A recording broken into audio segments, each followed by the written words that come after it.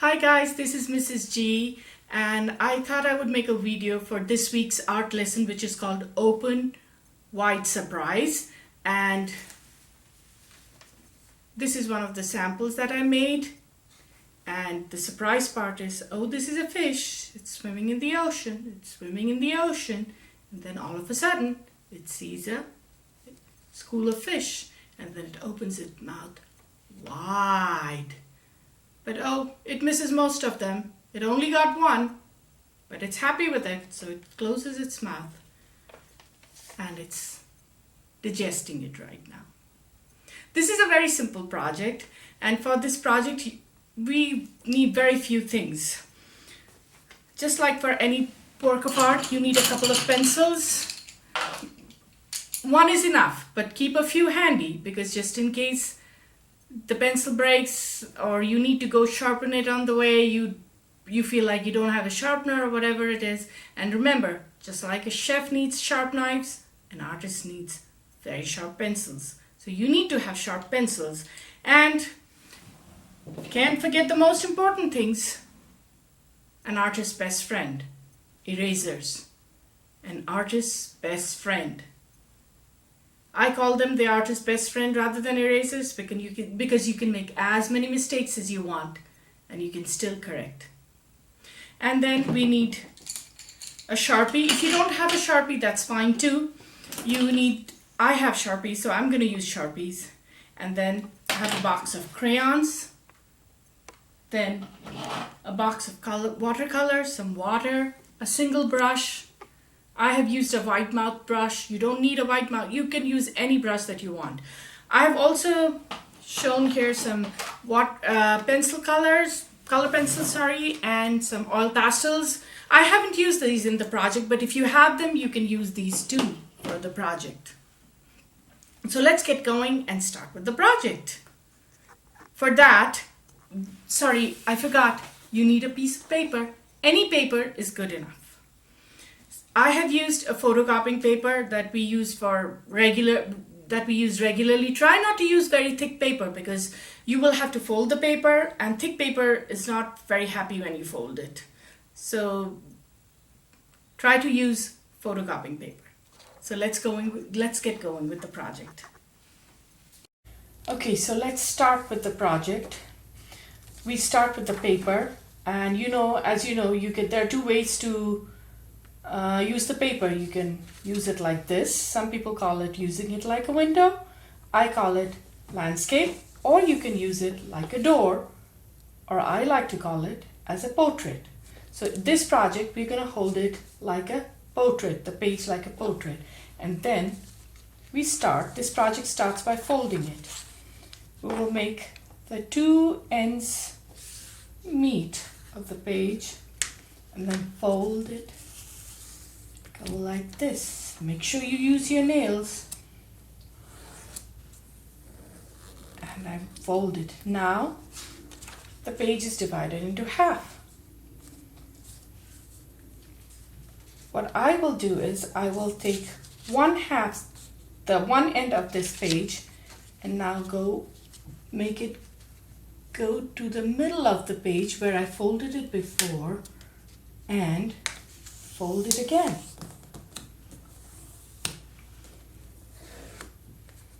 I will do the same for the other side. I will turn it around and I will make this end go to the middle, the first fold that I made, and fold it here. Now, if I open it, it has one fold, two folds, three folds. But we will not open the whole page for the first part of the art. We will hold it like this, just like the lips. Go, and then we will hold the paper like this. And this is how our project will begin. So, an artist's best friend, pencil, a sharp pencil, and very good erasers. I will start with that. Please make sure that you don't open the page all the way. These two, if we call 1, 2, 3, 4 parts of the page, then part 2 and part 3 need to be undercover when we make the first part. We will start with the lips of the fish. Make sure you use the whole part of this section of the page that you can see. I will start as close as I can to the end of this side, and I will make the upper lip of the fish, and then I will make the lower lip on the bottom side of the page, and I will connect these two. Then I will make like an almond shape on this half, but I won't join it to the folding side. I will start from the lower lip here, and I will go like this. But as you know, a fish needs to have a tail fin, so I will make it flare like this on the top folded part and flare like this on the bottom part. And then let me join these two ends with waves. They go like smooth waves, not too high. But just the tail fin is not enough, so we will make more fins for our fish. I made it a little bigger, but it's okay. Now the fish needs to have, its eye, because we can only see, we are only looking at it from one side, so only one. Here we go. And some eyelashes.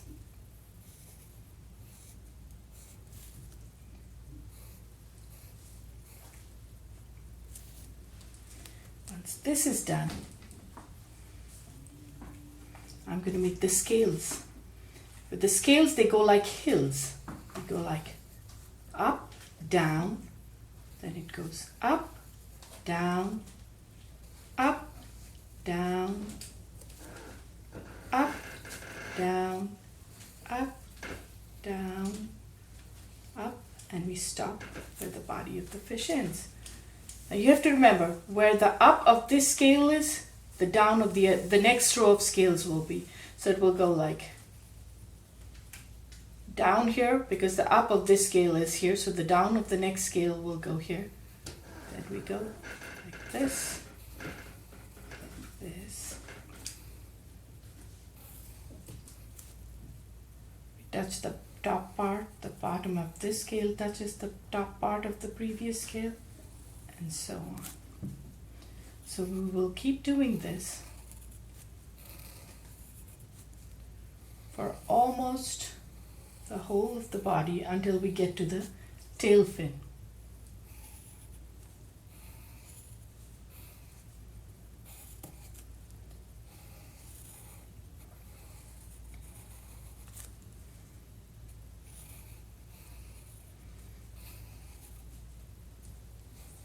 Make sure the page doesn't open up while you're doing the art. That's why I'm holding the fold with my left hand so that it doesn't open and I don't start drawing under these pages, because we have some other plan for that section of the page.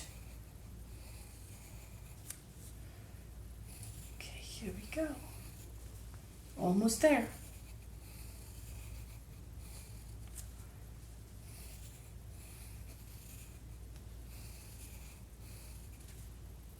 Almost there. One more row and we'll be a little bit more. And let me make a few lines here.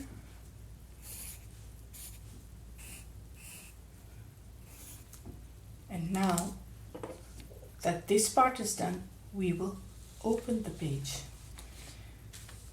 Now section 1 of the page is done, section 4 of the page is done.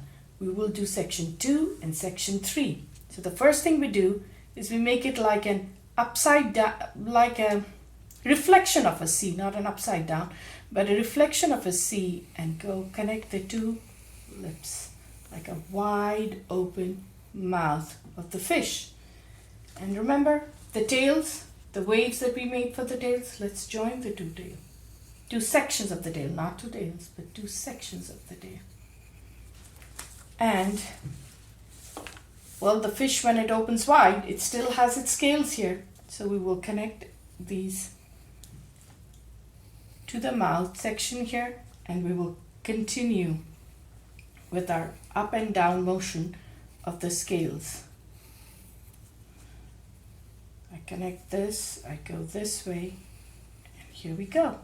I do one side and then the other side, because I don't want one side to be overtaking the other row of scales from the other side, so that both sides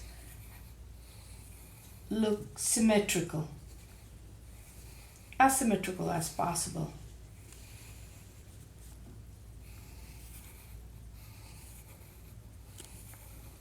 Just like the hills we go. Rolling hills, not like pointed peaks. They go like rolling hills. Down and up and down. If you notice that when I go down, I go on the top of the previous scale, and then when I go up, this up part of this scale is corresponding with the downside of the previous scale.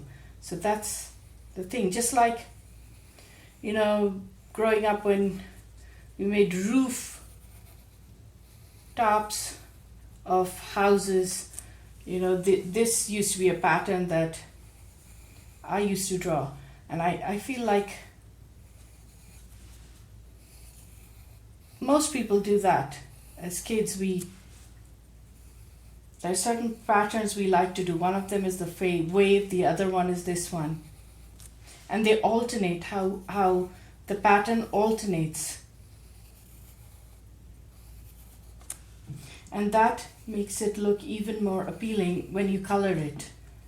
And that's how fish scales are also. So we get this inspiration from nature, and we see it somewhere and we use it and believe that it comes from our head, but actually it's nature, that we observe nature in some way and it stays in our head and we follow the patterns. So now I'm going to fill this section a little.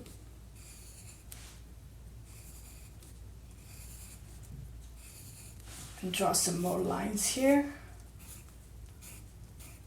Now the fish is opening its mouth wide. So why is it opening its mouth wide? Because this is a big fish. Let's make a minnow. It's going to eat this teeny tiny. We can make it like the fish we made right now. A minnow. Let's make a minnow.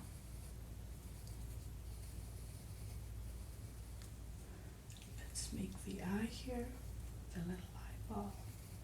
Then some more fin. Oh, when the fish opens its mouth wide, you see bubbles. Bubbles. Let's make some bubbles too. Now that our pencil drawing is done, what we do is we have to make sure that we trace whatever we have drawn with pencil. We have to make sure that we trace it. Trace it with a Sharpie. I'm doing it with a Sharpie. You can do it with a black pencil. You can also do it with a crayon, a black crayon, but use black, please. Okay, so we will start tracing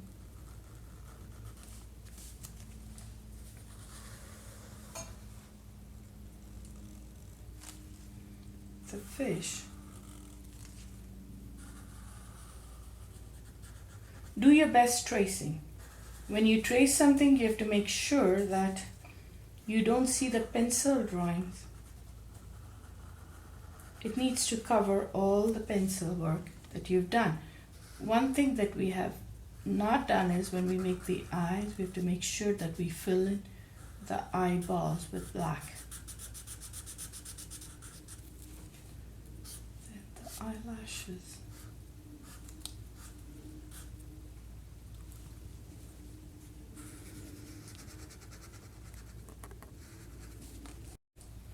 I'm almost done tracing the big fish.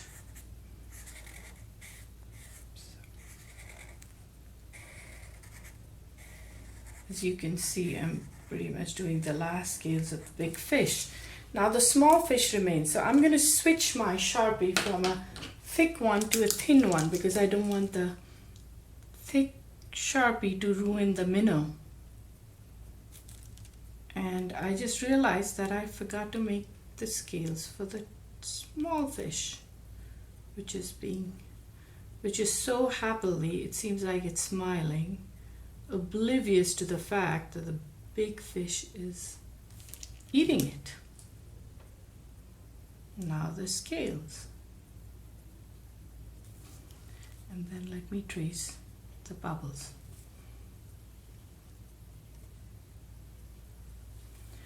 Oh, now that the tracing is done, we will switch to coloring. I'm going to use my crayons for these, and I like to use all bright colors. And as we know, we like, whenever we think of lips, we think of pink. So let me start with the lips. Remember, whenever you color, make sure you really push hard, really hard. And don't stay within the lines, and also make sure that you are making it really dark, unless and until you don't have a light color and you're trying to use a dark color to make it really look light.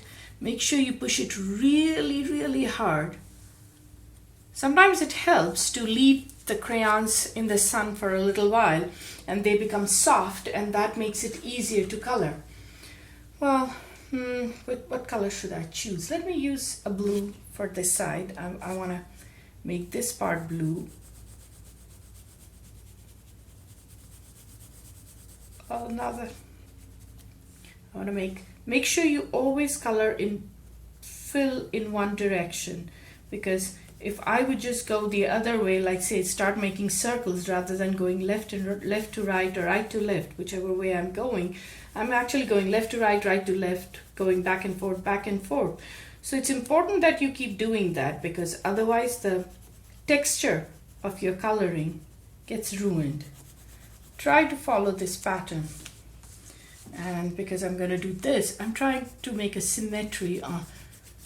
It's like symmetrical, like the top part and the bottom part, so that when I join these two like this, how we began, like this, you know, it feels like they're connected.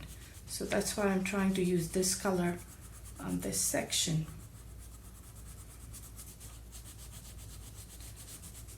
So I'm gonna try to create a pattern of colors, because I like to do it, but you can color it whichever way you would like.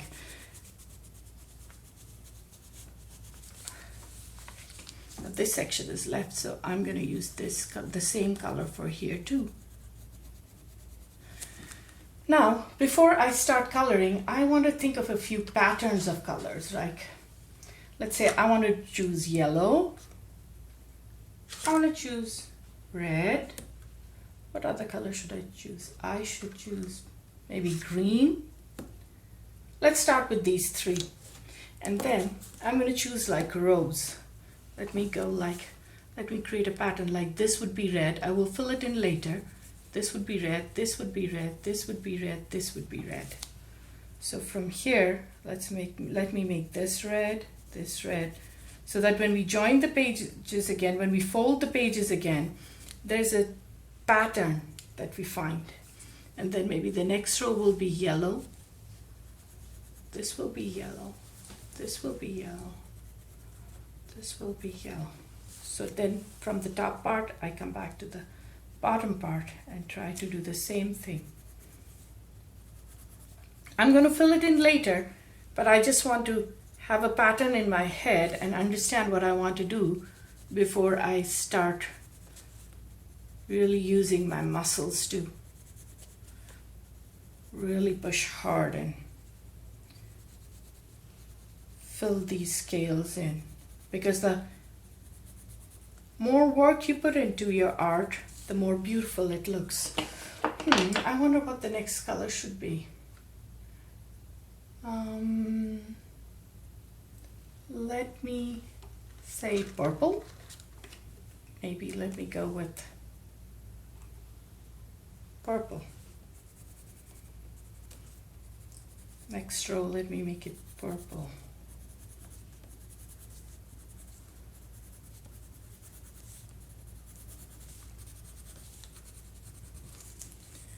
Then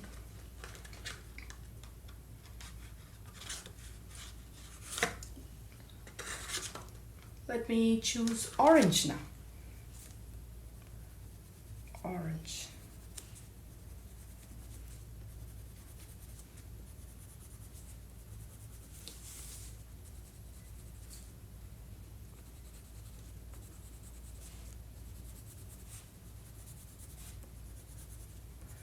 I will think of the rest later. Let me start filling these.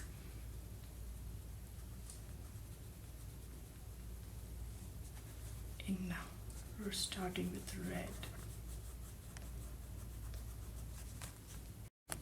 So I filled up the colors, the pattern that I chose, and now the next row I'm gonna make green. I'm really making sure that I push hard and I stay within the lines. And if you can notice, like I said, red, then yellow. I'm trying to do this. You don't have to do this. You can follow your own pattern. I know some of you like to do like rainbow patterns, colors of the rainbow. Sometimes you like to do, if you have uncommon colors like silver and gold and any other color that you have in your pencil box or your collection of crayons, go ahead. The more colors you use, the better it will be. I just like the pattern, how the scales the same color for each row of scales. And I feel it makes my fish look really, really bright and colorful. So that I did green. Now let me choose, let's say, another shade of yellow, which is the dandelion. And I'm gonna go ahead and do the next row with this color, yellow. As you notice, I am not trying to use black or gray because the outline, for the outline, I have used the color black. So please try not to use black to fill the scales. It's not like you can't, but it looks better if it's not black. That's all. There is to it. No punishment for doing it black, but it's just that there, like, we make the eyeball black, we use the black color black to outline it. So if you choose black again, then maybe you should use another color for outlining it. Then from yellow, I move to cobalt blue.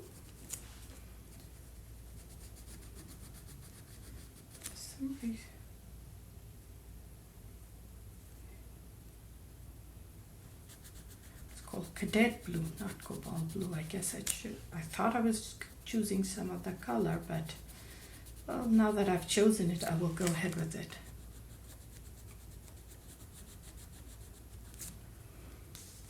And from the other side, the same color, so that it makes it look like a pattern.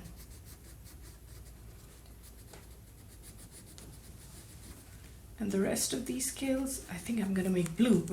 No, not blue, red, because red is my favorite color. I think I'm gonna make these red. Now the big fish scales are all colored, and I think it looks really colorful. So I will go back and choose the color that I did right next to the lips. It's called Robin's Egg Blue. I really like that color. And I'm gonna use that color to color the fins, the tail fin and the two other fins, side fins that I have drawn here.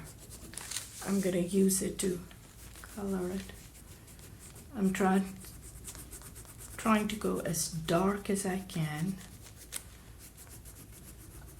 And as you can see, because I used a Sharpie, I am going over the Sharpie and it still doesn't make it look like I'm blurring the lines, the Sharpie lines. They look as bright as they did before I used the crayons on them.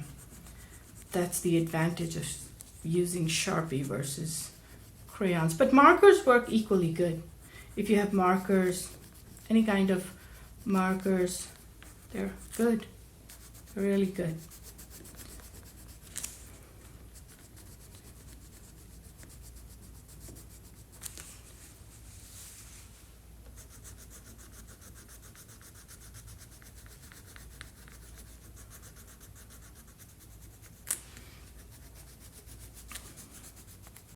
My big fish is all colored. Don't want to color this part of the eye. If you want, you can. You can also make the eye color blue or red or whatever you would like. So I would go ahead and now color the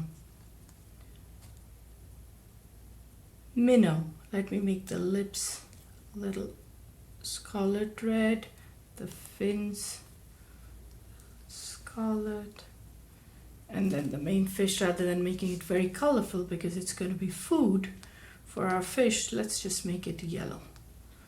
I'm making it. You have the choice to make it whatever you would like. And one thing that I'm going to do is I'm going to color the bubbles now.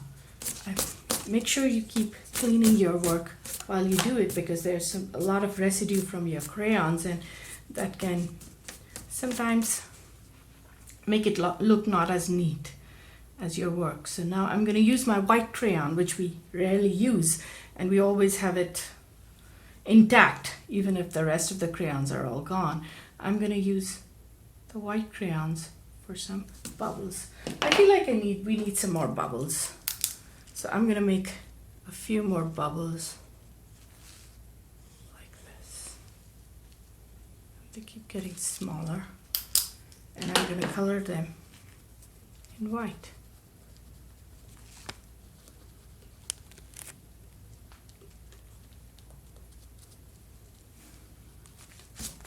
Now that our crayon coloring is done, we will move to the next stage of our coloring.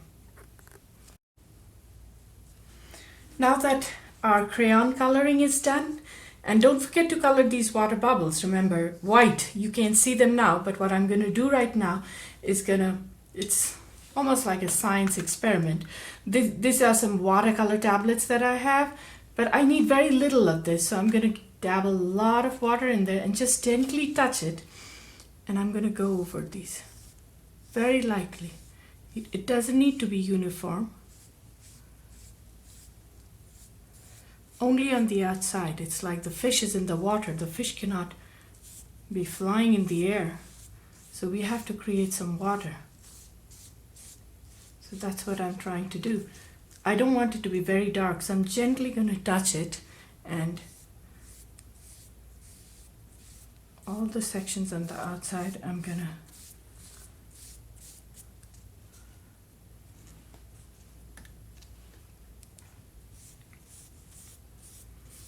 if you notice, I can color over all of these things and they will not absorb. As you guys have learned, water and oil don't mix. So crayons are oil-based and watercolor is water. So that's why when I color over these crayon colored sections, they don't absorb the blue color. You only see the color of the crayon that I used. Now that all my coloring is done, and I have to wait a little for the watercolor to dry, but even then I can just go back and fold it the way it was, how it began. So now if you look at it like this, it's like an innocent fish that's just swimming in the water, going in the water. And then the moment it sees a minnow, open wide and close your mouth. Open wide and close your mouth. So this was the open wide surprise art project.